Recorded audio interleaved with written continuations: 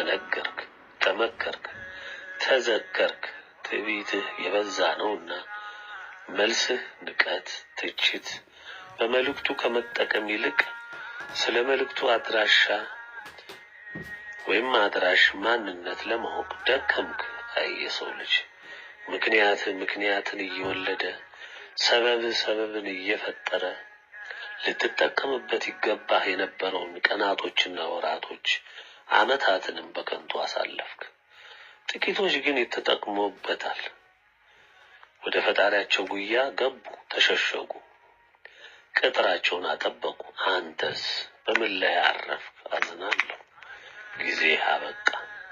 የተከፈተው በር ተዘጋ፣ የተከረቸመ። ዛሬ በዓለም ላይ የሚታየው የቀውስ አይነት፣ የተፈጥሮ አደጋ ብዛት፣ የህዝብ ግጭት፣ የየሀገሮች አለመስማማት፣ የታላላቅ መንግስታቶች ወደ አዘቅት የመውደቅና የመጥፋት ጉዞ ጅማሮ ከ2000 ዓመተ ምህረት ማለቂያ ከነሐሴ መጨረሻ ላይ ከዋናው አምላካችሁና ጣዖታችሁ ከአሜሪካ ባቢሎን በገንዘብ ቀውስ የጀመረ ሲሆን አድማሱን በማስፋት የኢኮኖሚ መቅለጥ፣ የኢኮኖሚ ቀውስ ወደ ማህበራዊ ቀውስ እየዘለቀ ይገኛል። ተስማምቶ የሚፈታ ታቅዶና ተተልሞ የሚተገበር ነገር ከእንግዲህ የማይታይበት ወደ ጨለማ መገስገስ ተጀምሯል። ሁሉንም አዳርሷል፣ ይቀጥላል፣ በብርቱም ይከፍላል፣ በብርቱም ይከፋል። በመልእክት ቁጥር 2 እንደተገለጸው በእንግሊዝኛው የስትንፋስ ጊዜ አይሰጥም። የኢኮኖሚ ቀውስ፣ የገንዘብ ቀውስ፣ የኢንዱስትሪ ቀውስ፣ ስራ ፈቱ፣ በአጠቃላይ በሁሉም ዘርፍ ያለው ቀውስ በከፋ ሁኔታ ይጨምራል። መፍትሄም አጣችሁ በልዑል ፊት እስክትወድቁ ድረስ እና እስክትንበረከኩ ድረስ። የልዑል ቃል ወጣ አይመለስም፣ እንደ ቃሉ ያደርጋል እንጂ። በከፍታ ላይ ያሉ መንግስታቶች በሰበሰቡት ገንዘብ ወርቅ፣ ታንክ፣ ጀት፣ ኒውክሌር፣ የኢንዱስትሪ ብዛት፣ የህንጻ ውበት፣ የጀትና የባቡር የመርከብ ግዝፈትና ርቀት በየቀኑ በሚዘቅጠው ነዳጅ፣ ዘይት፣ በማዳበሪያ፣ በጄኔቲክ ኢንጂነሪንግ በፈጠሩት የእህል ዘር የሚመኩበት ደሃን በምጽዋት ደልለው በሚገዙበት እቅዳቸው የጨለማ አገዛዛቸውን የጥፋት ምንዝርና የግድያ ሕጋቸውን በሚጭኑበት አካሄድ የሚቀጥሉ መስሏቸው አምነውበትም ነበር። ትንቢተ ኢሳይያስ ምዕራፍ 24 በሙሉ ይነበብ። በዲያብሎስ ፍጹም ታምነው ነበር። ዛሬም ወደ ቁልቁለት ጉዞ ጀምረው ከዚህ ጉዟቸው እጅ አልወጡም፣ አይወጡምም። ፍርዳቸውም ወጥቷል፣ ተግባሩንም ጀምሯል። ዛሬ የሚታየው የሞት ጅማሮ ለውጊያው ለማጥፋቱ የታዘዙትን ቅዱሳን መላእክት ለመጨረሻው እርምጃ ጠቋሚ የሆነውን የሚያመላክት የልምምድ እርምጃ እያሳዩ ነው። መቼ ጀመሩ? መጪውን የግዳጅ አፈጻጸም ልታዩ ነው። ገንዘብ የኃጢአት ስር ነው። ገንዘብ ደግሞ የዲያብሎስ መጠቀሚያ ነው። በመልእክት 2 እንደተገለጸው ታዲያ ይኸው የዘመኑ ባለጠጎች፣ መሪዎች፣ በልጽገናል ባዮች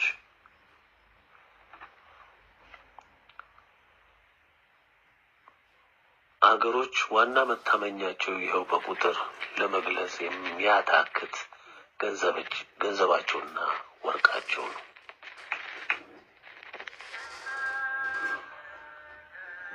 የእርምጃው ጅማሮም ደም ስራችን ነው በሚሉት ገንዘብ ላይ በትሩን በማሳረፍ ተጀምሯል።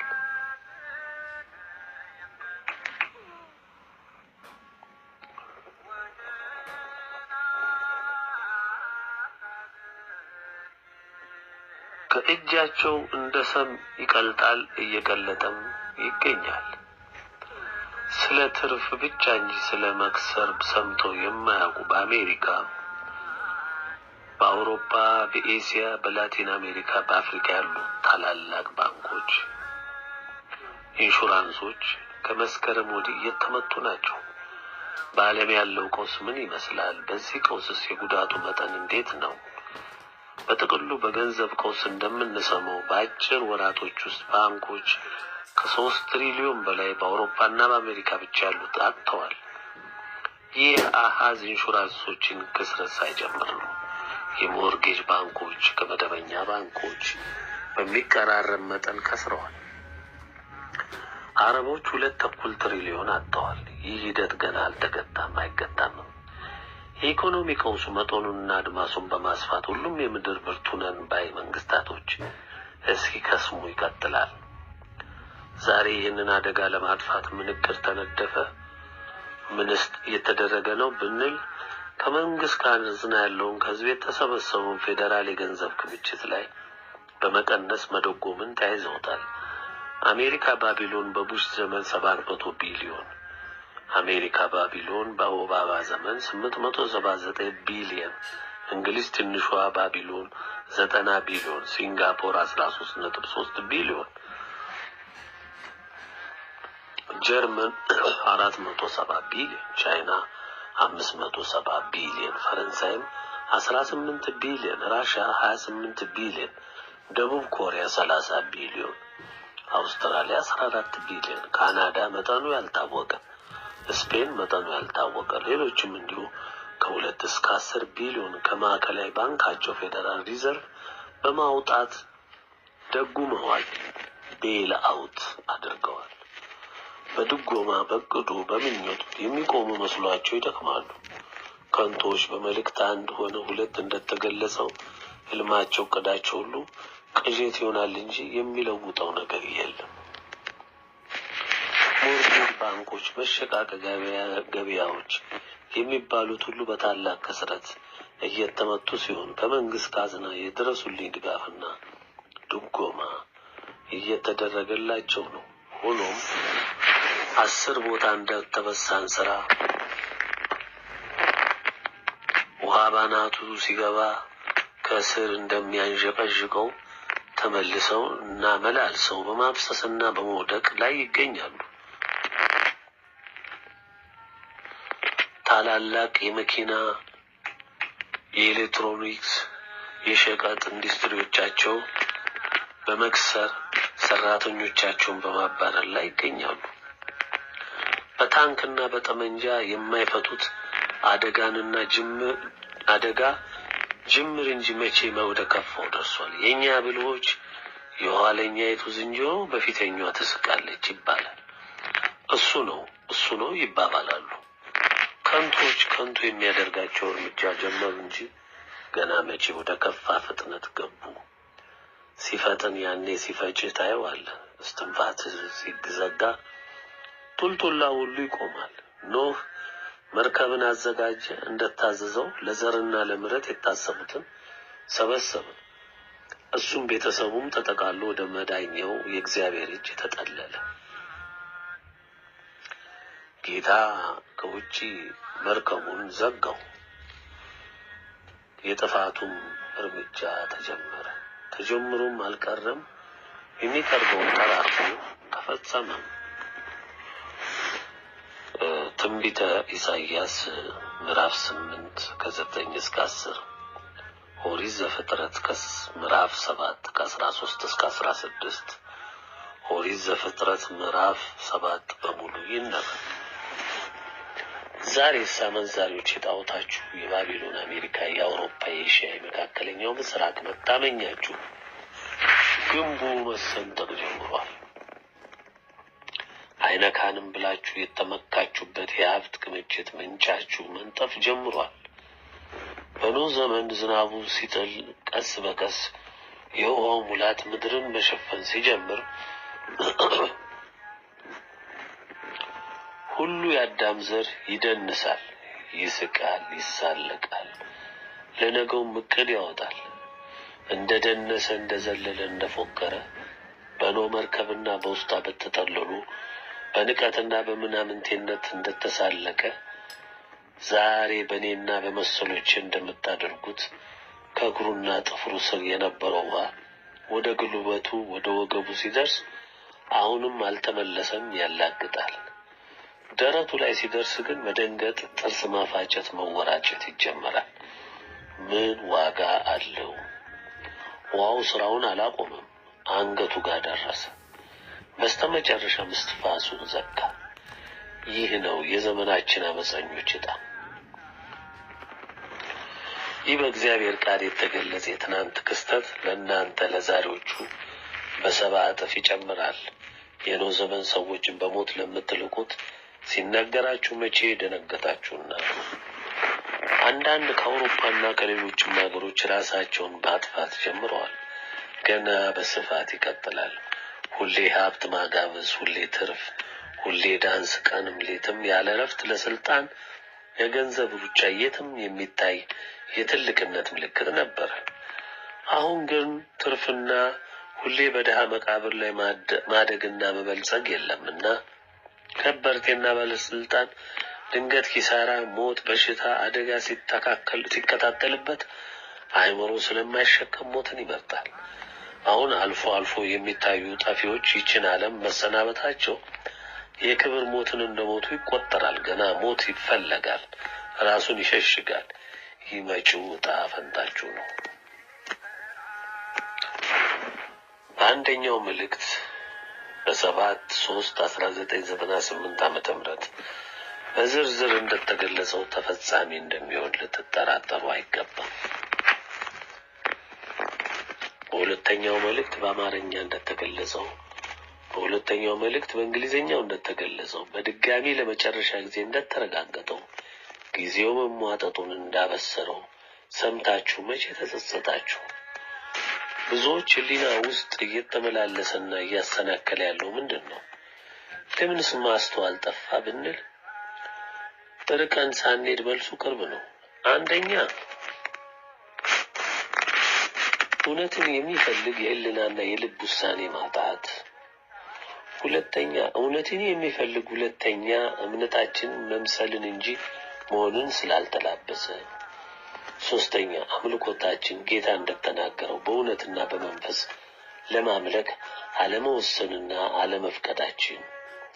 አራተኛ አስቀድማችሁ ጽድቁን ፈልጉ ሌላ ሁሉ ይጨመርላችኋል የሚለውን የልዑል ቃል በዲያብሎስ ፈቃድ በመመራት ገልብጠን አስቀድመን የሥጋውን ከዚያ በኋላ ስለ እምነት እንደ ትርፍ ጉዳይ ማሰባችን። አምስተኛ ይህን የተጣመመ አካሄዳችንን የጠፋ መንገዳችንን ለማስተካከል ጌታ ባሮቹንና አገልጋዮቹን እየላከ ሲወቅስ ሲገስጽ አለመስማታችን ብቻ አይደለም፣ መልእክተኞቹንም ማሳደድ፣ ማሰር፣ መግደላችን። ስድስተኛ በተሰጠን ሕሊና የፈጣሪያችን ፈቃድ ከመፈጸም ይልቅ እውቀት ሲበዛ የቁሳቁስ ፍላጎታችን ሲትረፈረፍ ገደብ የሌለው የሥጋ ፍላጎታችን ገንፍሎ በስስት በገንዘብ ማከማቸት፣ በንፉግነት፣ በጭካኔና በተገኘው ሥጋዊ ምቾት መታበይ በፈጣሪ ሕግ ማሾፍን እንደ እውቀት በመቁጠር ሰማይ የደረሰ ትዕቢት ተላብሰን ፈጣሪንም ናቀን፣ ካድን፣ የራሳችን አምላክ አቆምን፣ እውቀትና ገንዘብ ጠመንጃና ትዕቢትን ተካን። በመልእክት አንድ እንደተጠቀሰው ገንዘብ አምላክ ሆነ፣ ስልጣን፣ እውቀት መታበያ ሆኑ። የሁሉም ሰው ምኞት ተምሮ ገንዘብ አፍሶ ተሽከርካሪ ሸምቶ ቤት ሰርቶ በድሃው ወንድሙ ላይ ተመጻድቆ ከሆነለትም በድሃው ላይ የስልጣንና የክብር መንበሩን ዘርግቶ በድሃው እድል ፈንታ ላይ ወስኖ መኖር የሚያረካው የሥጋ ምኞቱ ሆነ። ሁሉም ሰው የሚጋልብበት ጎዳና የዲያብሎስ ጎዳና ይኸው ከላይ እንዳልኩት ከብዙ በጥቂቱ የብዙዎችን ሕሊና ሰቅዞ የያዘው አለማስተዋል ከላይ በተጠቀሱት ነጥቦች የሚገለጽ ነው። በእነዚህ ሐሳብ የተጠመደ ሰው የዲያብሎስ ፈቃድና ሐሳብ ፈጻሚ፣ ከፈጣሪ ፈቃድ ተጋጪ ሆኖ ይቀራል። ሰው ሲወቀስ ሲገሰጽ ካልሰማ ሲጠፋ ቢሰማ ምን ዋጋ አለው? ሰው በፍርድ ሂደት ክርክር ውስጥ ሲገባ ከውሳኔው በፊት ነው የመጸጸቻ ዕድሎቹ ሁሉ ያሉት። ከውሳኔ በኋላ ውሳኔው ወደ ማስፈጸም የሚሄዱት ኃይሎች እንደ ስማቸው የማይጸጸቱ የአቤቱታ የይቅርታ ጥያቄ አድማጮች አይደሉም። ማስፈጸም ብቻ ነው ስራቸው። ተልኳቸውም ይኸው ነው። መጸጸትም መመለስም ንስሐ መግባትም ከውሳኔው መሰጠት በፊት ነው። ዛሬ በተከታታይ እየተወቀሰ አልሰማ ያለ ሰው ዘር ውሳኔው ሲተገበር ቢጮህ ምን ፋይዳ አለው? መልእክቱ የደረሷቸው ሁሉ ከፊሉ ይህ ሰው ከወዴት የበቀለ ነው? ማን ነው? ምን አገባው? ምን ስልጣን አለው? ማን ሾመው? በየትኛው ጉልበቱና ኃይሉ ነው? የአእምሮ በሽተኛ ነው፣ ቅዠታም ነው ወዘተ እያሉ ባያውቁኝም ሲያብጠለጥሉኝ ይውላሉ ያድራሉ። ስለኔ ማንነት ከሚቸገሩ ይልቅ የመልእክቱን ሐሳብ ብቻ ተረድተው ቢጠቀሙበት ምንኛ ባተረፉ ነበር። ከንቶች ከከንቱ ሐሳባቸው ጋር ይደናቆራሉ። ይሁንና እኔ በሁለቱም መልእክቶች ለመግለጽ ሞክሬያለሁ። ደግሜም የምናገረው ይህንኑ ነው። ድሃ ነኝ፣ ዕውቀት የለኝም። ከሁሉም በሚያንስ ኑሮ ውስጥ እኖራለሁ። በማንም ዘንድ ግምት የሚሰጠው የሀብትና የዕውቀት ስብዕና የለኝም። ራሴን አልሰየምኩም። የፈጠረኝ አምላክ እንጂ የሾመኝ የሰራዊት ጌታ እግዚአብሔር ነው። ስልጣኔን ወደፊት ፈጣሪ ሲገልጽላችሁ ታውቃላችሁ። ጉልበቴንና ኃይሌ የሰራዊት ጌታ እግዚአብሔር እሳት ነው። ጸጋው ሽፋንና ከለላይ ነው። ብዙዎች ከመንግስት እስከ በታችም ወይም ከአለቃ እስከ ምንስር እኔን ሊያጠፋ ያልወደዱ የሉም። ዛሬም ነጋም ጠባም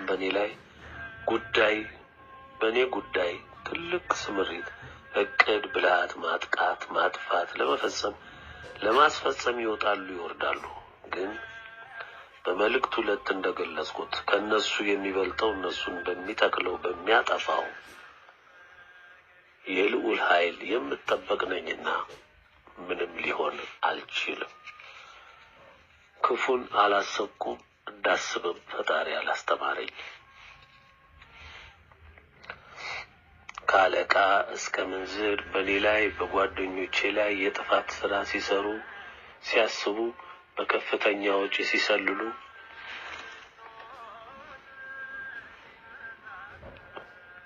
በስጋ ጥበባቸው ብዙ ሊያደርጉ በያዙት ጠመንጃ ሲመኩ ምንም ያልኳቸው ነገር የለም።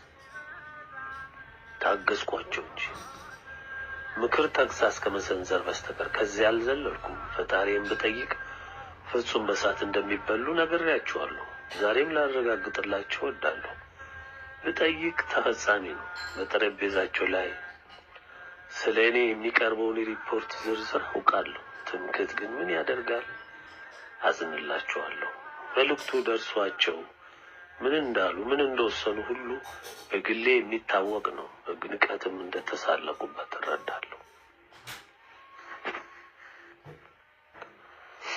ይሁንና ሳይርቅ ሁሉም ስለሚፈጸም እርምጃቸውን ሁሉ ደጋግመው ቢያዩት ለራሳቸው የሚበጅ በሆነ ነበር። ሆኖም በራሳቸው የስጋ ሩጫ ስለሚያልሙ ከውድቀታቸው አይመለሱም። ይበጀናል ብለው የሚወጥኑት ሁሉ ወደ ከፋ ጨለማ እያወረዳቸው ይገኛል። አሁንም ቢይዙት ሰከንድ ለማትፈጅ እስትንፋሳቸው ይመጻደቃሉ። የመንፈሳዊን ሰው ዓይን ንቀው በስጋቸው ዓይን ሊሰልሉት ይደክማሉ። እስከ ቤቴ ገብተው እንዲሰልሉ ፈቅጄላቸዋለሁ። ከተጠቀሙበት እውር ዓይናማውን ሲሰልለው እስቲ አስቡት። ዓለም በምን ምጥ ውስጥ እንዳለ ወዴትስ እንደሚጓዝ በፊታቸው ያለው የልዑል መልእክት ሲለካቸው ሲመዝናቸው ለፍርድ ሲያዘጋጃቸው በማይታይ እግዚአብሔር የብርሃን ሰንሰለት ሲጠፍራቸው አያውቁትም፣ አይረዱትም። በህሊናቸው በስጋ ዕውቀታቸው ዲያብሎስ በሰጣቸው እሸት ተስፋ ሲመጻደቁ የተሳካላቸው እየመሰላቸው ሲያቀትሙ ዓይናማው ያያል። እነሱ ግን እንደ ዕውሩ ወደ ገደል ይወድቃሉ። ለምን? አያስተውሉምና፣ በትዕቢት ተሞልተው አያዩምና። ወደ መንደርደሪያ እንግባና ስለዚህ መልእክት ያላችሁን ግንዛቤ መንገድ ለማስያዝ በመልእክት 1 እና 2 የታዘዘውን እየተፈጸመ ያለውንና የሚፈጸመውን ትረዱና ታስተውሉ ዘንድ ይህ መልእክት የተጻፈ ሲሆን በሁለተኛ ደረጃ ደግሞ ተፈጻሚነቱን ብቻ ሳይሆን ዝርዝር መመሪያውን የሚገልጽ ይሆናል። በሶስተኛ ደረጃ እያንዳንዱ የዓለም ክፍለ ሀገር፣ ክፍለ አህጉር፣ ህዝብ፣ ማህበረሰብ፣ የእምነት ተቋም የሚገጥመው ሸክም ወይም ቅጣት እስከምን እንደሚሄድ፣ እንዴት ቅጣቱ እንደሚያበቃ፣ በቅጣቱስ ምን በማድረግ መዳን እንደሚችል ርዕስ በርዕስ እየተተነተነ ይገለጻል። ይህ መልእክት ለሁሉም የሰው ዘር ሁሉ እንደ ልዑል ትእዛዝና ፈቃድ የተዘጋጀ በሁለቱም መልእክቶች ላይ መሰረት ያደረገ ዝርዝር የድርጊት መመሪያ ስለሆነ የእግዚአብሔር እውነተኛ አገልጋዮች፣ የታመናቸው የልዑል ልጆች በየትኛውም የዓለም ፊት ኑሩ፣ በየትኛውም የህይወት ጎዳና ተሰማሩ ከመልእክት 1 እስከ 2 እና ይህን ዝርዝር አመላካች መመሪያ ተጨብጡ ዘንድ ሁሉንም ክንዋኔ ትመዝኑበት ዘንድ በጥብቅ እመክራችኋለሁ።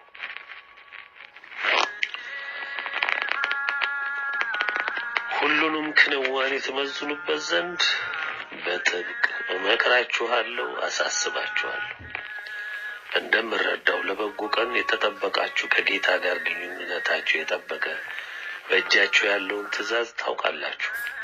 ፈጣሪ የሰጣችሁን ምልክት፣ ተስፋና ኃላፊነት በማስተዋል በልባችሁ መዝግባችሁ ተጠባበቁ። ልዑል ቃሉን እንዲፈጽም ጥሪው ደርሷችኋልና ሁሉንም አካሄዳችሁ መዝኑበት፣ አካባቢያችሁንም የዓለምን ሁኔታ ሁሉ እዩበት። ከልዑል የተሰጣችሁ መነጽር ነውና። እውር ነው። እውርነት ስላችሁ መንፈሳዊ እውርነትን ነው። የመንፈስ እውር የጌታን የመንፈስ መነጽር ሊያደርግ አይችልም። ምክንያቱም እንደ ሰውነቱ የተገዛው ለጨለማው መንፈስ ስለሆነ የብርሃን መንፈስን በደባልነት ሊያጠልቀው አይችልም፣ አጥፊው ነውና። እውር በፍጹም ጠቆረም ነጣ መነጽር ቢያደርግ እውርነቱን አይሸፍንለትም። በመሆኑም እውራን የዘመናችን ታላላቅ ነባይ መንግስታቶች ሹሞቻቸው፣ የእነዚህ መንግስታቶች አሽከርና ሎሌ መንግስታቶች ከነሹሞቻችሁ አንብቡት፣ እንደለመዳችሁት ወሩሩት፣ ናቁት፣ ተሳለቁበት፣ ችግር የለው። የምትከፍሉትን ዋጋ ከየዝርዝር መግለጫው ስለምታዩት ትሰፈሩበታላችሁ፣ ትጠረጉበታላችሁ። የእናንተ ጉዞ ረግረግ ላይ እስከ ጉልበቱ ሰምጦ ኳስ እጫወታለሁ የሚልን የዋ ይመስላል። ስለዚህም ትዕግስቱ ካላችሁ አንብቡት፣ የጥፋታችሁን ሂደትና ፍጥነት ይዩበት። ለወገኖቼ፣ ለወንድሞቼ፣ ለእህቶቼ፣ ለእናቶችና አባቶች በየትኛውም የምድር ፊት ላላችሁ የእግዚአብሔር በጎች የሚጠብቃችሁን ክብር፣ በረከት፣ መጽናናትና ደስታ በእኔ አንደበት ልገልጽላችሁ ይቸግረኛልና ብቻ ስሙ። በሚያበጥረው የእሳት ጉዞ ውስጥ ገብታችኋል። እሳቱ እናንተን አይጎዳም። ሲድራቅ፣ ሚሳቅ፣ አብደናጎም በልዑል የታመነ መልአክ ቅዱስ ገብርኤል ስለተጠበቁ ምንም እንዳልሆኑ እነሱን ለእሳት የጣሉትን እንደበላ በምድሪቱ የበቀሉት የሊባኖስ ዝግባዎች ረዘሙም አጠሩም ልቅም አድርጎ ሲበላ የምትታዘቡ ትሆናላችሁ። ለመጪውም ትውልድ ምስክር ሆናችሁ ትቆማላችሁ። እናንተን የሚያስጨንቅ አደጋ አይመጣም። መላው የሰው ዘር ሁሉ ልብ ብላችሁ አድምጡ፣ አስተውሉ። ከኔ ዘንድ የደረሷችሁ መልእክት 1፣ መልእክት 2 እና ይህ ሶስተኛው የመመሪያ የማብራሪያና የአፈጻጸም የድርጊት ውሳኔ መግለጫ ሁሉ በቸሩ አምላካችን ታዝዤ ያደረግኩት መሆኔን በእኔ እውቀት ጥበብና ፍላጎት የመጣ እንዳልሆነ መታወቅ ይገባዋል። እኔ የልዑል አገልጋይ የሥላሴ ባሪያ ትእዛዙን ፈጻሚ እንጂ በራሴ የማመነጨው አንዳች ነገር የለም። የክርክር ዘመን አልፏል። የኔ አካሄድ ትክክል ነው፣ የኔ መስመር፣ የኔ እምነት የተሻለ ነው በሚል ከእውነት መንገድ የወጣውም በእውነት መንገድ የተመሰረተ የእምነት ጦርነት ሁሉ በሺዎች ዘመን አስቆጥሯል። ዛሬም ይኸው ያለና የሚታይ ነው፣ ግን አበቃ። ሁሉም ሰው በልዑል ፊት ባመነበት ቆሞ ተማክቷል። ሐሳቡንና እምነቱን ለማስረጽ ከቅድመ አያቶቹ ጀምሮ ተጉዞበታል። ታዲያ ይኸው ሁኔታ የሚቀጥል መስሏችሁ ሁላችሁም በተመሰረታችሁበት ቆማችሁ በየራሳችሁ መነጽር ስታዩ ኖራችኋል። ሁሉም ባመነበት በልዑል ችሎት ተሟግቷል። ውሳኔ ተላልፏል። ይግባኝ ተሰምቷል። ሌላ ይግባኝ የለም። እኔ በልዑል ባሪያም የተላለፈው መልእክቶች ሁሉ እንደተወለዳችሁበት እንዳደጋችሁበት ዛሬም እንደምትኖሩበት ዓይንና ሕሊና እያያችሁት ነው። መልካም ነው። ልብ ልትሉት የሚገባው ግን ያ ዘመን አበቃ። ትእዛዝና ፍርድ ወጣ። የአፈጻጸም መመሪያውም ይኸው ወጣ። የክርክር ዘመን አለፈ፣ ተዘጋ። ከማን ነው የምትከራከሩት? በየትኛውም የፍርድ ሂደት ክርክር ይደረጋል። የፈጀውን ጊዜ ይፈጃል። በኋላ በዳኛው ውሳኔ ይሰጣል። በቃ።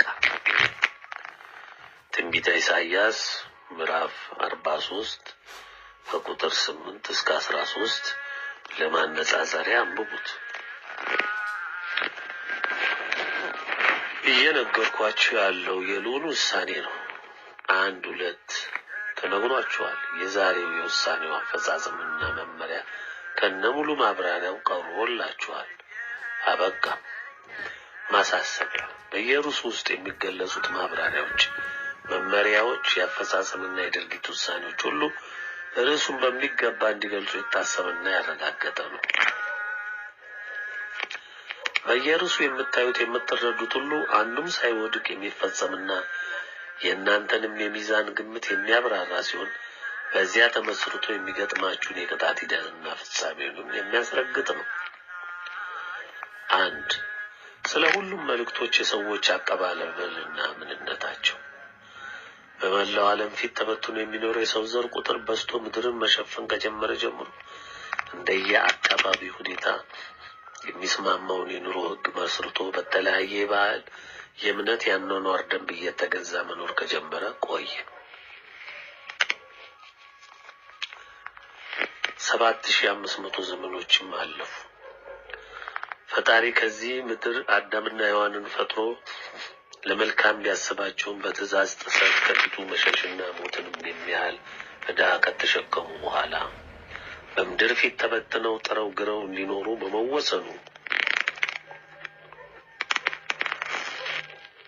ይኸው ሂደት ቀጥሎ እዚህ ደርሰናል። ፈጣሪ አልተወንም። ሰው ከሳተና ትእዛዝን ካጠፋ ጀምሮ መልሶ የሚድንበትን መንገድ ጌታ አዘጋጀ፣ እንደ ቃሉ አደረገ። ሰው ግን ሁሉንም ትእዛዝን በማፍረስ የራሱን የጥፋት ሕግ በማቆም መልካሙን ትቶ መጀመሪያ ጀምሮ ከመንገድ ያወጣውን የእባብ ምክር፣ የዲያብሎስ ምክር በመስማት እስካሁን እንዳጠፋ ፈጣሪው እንዳሳዘነ ይኖራል። ሸክሙ የቀለለውን ትእዛዝ በማስቀመጥ ዕዳችንን የከፈለው ፈጣሪያችንን በትዕግስቱ ርቀት ተሸከመ። ብርሃንን ትተን ወደ ጨለማው ስንጓዝ በማዘን ታገሰን። ሰው ጌታ አልቆ ሲፈጥረው በአምሳሉ ምሳሌ አድርጎ ነው። የምድር ፍጥረትም ሲያስገዛልን ለሰው የሰጠውን ክብር ግልጽ አድርገዋል። ጥቂቶች ለፈጣሪያቸው ፍቅር ተገዝተው ደምና አጥንት ገብረው የልዑልን ፍቅር ለብሰው ዓለም ንቃቸው ተዋርደው የሚበልጠውን በመንፈስ አይተው ወደ ፈጣሪያቸው እቅፍ አልፈዋል። የዮሐንስ ወንጌል ምዕራፍ 1 ከ9 እስከ 28 ለማነጻጸር አንብቡት። የሚበዙት ደግሞ መልካሙን ትተው ወደ ጨለማ ተጉዘው ድንገት ወደ ሲኦል ወርደዋል። የዛሬው እጅግ ከፍቶ የሚታየው የጥፋት ዘመን ካለፈው ዘመን የጥፋት ጎዳና ጋር ሲነጻጸር እጅግ የከፋ ነው። የሰው ልጅ ስብዕናው ወድቆ ከእንስሳ አንሷል። በተለያየ ስጋ ምኞት ተጠልፎ የዲያብሎስ ወዳጅ የፈጠረው አምላክ ጠላት ሆኗል። ፈጣሪ የሚጠላውን ለማንገስ እጅግ ደክሟል። አመንዛሪ ነው፣ ውሸታም ነው፣ ነፍሰ ገዳይ ነው፣ ገንዘብ አምላኩ ነው። ፈጣሪውን የካደ ነው። የተለያየ ባዕድ አምልኮ ወዳድና ተከታይ ነው። ጣዖት አምላኪ ነው። ሁሉንም በፈጣሪ የተጠሉትን ክፋቶች ሁሉ እንደ መልካም በራሱ ሕግ እንደ ነጻነት እንደ መብት በመቁጠር ተጀምሮ እስከሚያልቅ የሕይወቱ አካል ያደረጋቸው ናቸው። እንግዲህ በዚህ ሁሉ የፈጣሪ ትዕግስት አልቆ በ7/3/1998 ዓመተ ምህረት ጀምሮ የመጨረሻ ፍርድ እየተገለጸና ለመጨረሻ ጊዜ በድጋሚ ልዑል ውሳኔ በ27/9/2000 የጸናው የመጨረሻ ውሳኔ ለመላው ሕዝብ ቢገለጽም ከውስን ሰዎች በስተቀር የሰማ የለም። ለሕዝቡም በይፋ የገለጸ መንግስት፣ የእምነት ተቋም፣ ድርጅት፣ የዜና ማሰራጫ የለም። ይሁንና መልእክቱ የደረሳቸው እንደምን መልእክቱን ተቀበሉት? በመልእክቱ ያላቸው አመለካከት ምን ይመስላል? እናየዋለን። በአንደኛው ዘርፍ ያሉ ሰዎች አቀባበል። በዚህ ክፍል ያሉ ሰዎች መልካም ሰዎች ናቸው። ቀና ልብ አላቸው፣ ትሑትና ቅኖችም ናቸው። በተለያየ እምነት መስመር ይጓዙ እንጂ ፈጣሪን እውነት የሚወዱ ናቸው። እነዚህ ቅኖች የፈጣሪን ወቀሳና ግሳጼ ሁሉ በቅንነት ተቀብለው ራሳቸውን ከስህተት ለመመለስ ፈጥነው እርምጃ የሚወስዱ ናቸው። መልእክቶቹ እንደደረሳቸው በመልእክቱም መልእክት በመወቀስ ሕሊናቸውን ወደ እውነት በመመለስ ለንስሐ ራሳቸውን ያዘጋጁና በፍጥነትም የተመለሱ ሲሆን ያለባቸውን ጉድለት በመልእክቱ በንጽርነት በማየት ወደ ፈጣሪያቸው ጉያ የተመለሱ ናቸው። በሁለተኛው ዘርፍ ያሉ ሰዎች። በዚህ ክልል ውስጥ የሚያርፉት ሰዎች በራሳቸውም ሆነ በቀረቧቸው ሰዎች ዙሪያ የሚያዝ የሚጨበጥ ባህሪ የሌላቸው ናቸው። ሁለት እግር ይዘው ሁለት ዛፍ በአንድ ጊዜ ለመውጣት የሚያስቡና የወሰኑ ናቸው። በማናቸውም ጉዳይ ላይ እምነት የማይጣልባቸው ናቸው። እምነትን ለማመን ከወሰኑም በመምሰል ለመጓዝ የሚወስኑም ናቸው። ቆርጦ በአንድ አቋም ጸንቶ ጥቅሙን ሆነ ጉዳቱን ለመቀበል